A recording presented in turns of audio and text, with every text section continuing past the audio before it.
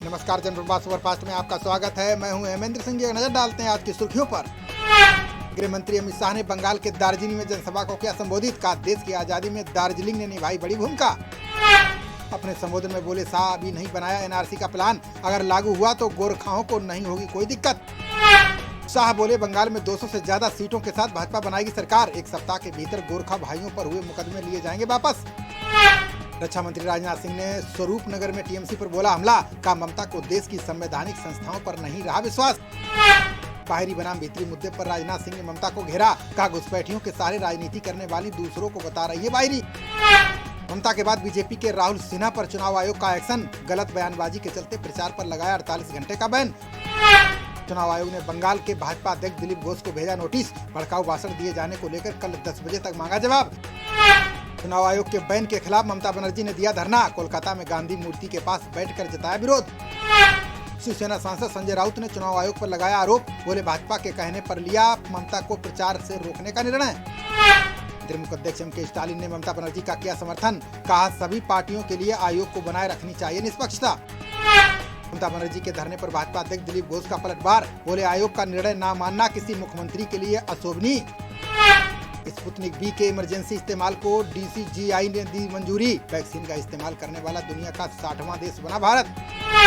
भारत में हर साल तैयार होगी स्पुतनिक बी की 85 करोड़ खुराक। डॉक्टर रेड्डीज के साथ मिलकर किए गए सभी परीक्षण रहे सफल। 10 राज्यों से आए कोविड-19 के 80% नए मरीज। स्वास्थ्य मंत्रालय की रिपोर्ट में सामने आई जानकारी। मुंबई में ऑक्सीजन की कमी से 7 कोरोना मरीजों की गई जान। भड़के परिजनों ने अस्पताल में जमकर किया हंगामा। लॉकडाउन की आशंका के बीच रेलवे सेंट्रल ने 106 नई ट्रेनों का किया ऐलान। मुंबई, पुणे और सोलापुर से उत्तर भारत के शहरों की ओर चलेंगी ट्रेनें। दिल्ली में साकेत और कुतुब मीनार मेट्रो स्टेशन अस्थायी रूप से बंद। सोशल डिस्टेंसिंग का पालन न होने पर लिया गया फैसला। राजधानी दिल्ली में ऑक्सीजन सिलेंडर की मांग 3 गुना बढ़ी। कोरोना मामलों में बेतरतीब उछाल से बिगड़ रहे हालात। सीएम केजरीवाल ने की सीबीएसई की परीक्षाएं रद्द करने की अपील। का परीक्षा केंद्र बन सकते हैं हॉट स्पॉट, ऑनलाइन पर करें विचार। केजरीवाल बोले, कोरोना को लेकर दिल्ली सरकार पूरी तरह सतर्क। 45 साल से अधिक उम्र के लोग तुरंत लगवाएं वैक्सीन। सीएम योगी ने मंत्रिमंडल के सदस्यों के साथ किया वर्चुअल संवाद। कहा, खुद को कोरोना से बचाते हुए जनता को बचाने में जुटे मंत्री। सीएम योगी बोले, हर जिले की परिस्थिति के अनुसार बनवाएं रणनीति। कोविड नियंत्रण व बचाव के संबंध में जिला स्तर पर करें समीक्षाएं। कोरोना संकट के बीच यूपी के मंत्री ब्रजेश पाठक ने लिखी चिट्ठी। कहा, अस्पतालों में बेड की संख्या कम लगाना पड़ सकता है लॉकडाउन। मंत्री ब्रजेश पाठक का दावा, लोगों को नहीं मिल रही है एम्बुलेंस। प्राइवेट लैब से टेस्टिंग बंद। प्रदेश की हालत चिंताजनक। छत्तीसगढ़ में अम्बेडकर अस्पताल के जूनियर डॉक्टरों ने की हड़ताल। पीपीई किट, ग्लव्स जैसी सुविधाएं नहीं होने का लगाया आरोप। छत्तीसगढ़ दुर्ग जिले में 19 अप्रैल तक बड़ी लॉकडाउन की अवधि। सीएम भूपेश बघेल ने कोरोना के बढ़ते मामलों पर जारी की गाइडलाइन। स्वामी जितेंद्रानंद सरस्वती ने खटखटाया सुप्रीम कोर्ट का दरवाजा। का जनसंख्या नियंत्रण कानून नहीं आया तो टूट जाएगा देश। याचिका में देश की समस्याओं के लिए बढ़ती आबादी को बताया जिम्मेदार। अखिल भारतीय संत समिति के राष्ट्रीय महामंत्री हैं स्वामी जितेंद्रानंद। दिल्ली हाई कोर्ट ने दी निजामुद्दीन मरकज में नमाज की इजाजत। सरकार से पूछा, अन्य धार्मिक स्थल पर लिमिट नहीं तो यहाँ क्यों। सीएम तीरथ सिंह रावत ने बुलेट प्रूफ फॉर्च्यूनर को कहा अलविदा। बोले, मैं जनता का आदमी हूँ, एसयूवी बन रही थी वादा। नोएडा में 200 से अधिक वाहन चुराने वाले लल्ला गैंग का पर्दाफाश। सेक्टर 58 पुलिस ने सरगना समेत 4 बदमाशों को किया गिरफ्तार। पुलिस ने बदमाशों की निशानदेही पर 23 बाइक और 7 स्कूटी की बरामद। नोएडा, दिल्ली समेत एनसीआर के अन्य शहरों में की गई थी चोरी। विश्वविद्यालय संघ की 95वीं बैठक को संबोधित करेंगे पीएम मोदी। बुधवार को कुलपतियों के राष्ट्रीय सम्मेलन में लेंगे हिस्सा। केरल के उच्च शिक्षा मंत्री केटी जलील ने दिया इस्तीफा। पद के दुरुपयोग के मामले में लोकायुक्त की रिपोर्ट के बाद लिया फैसला। देहरादून में अब रात 10:30 बजे से लागू होगा कर्फ्यू। नवरात्रि और रमजान को देखते हुए सीएम तीरथ सिंह रावत ने लिया फैसला।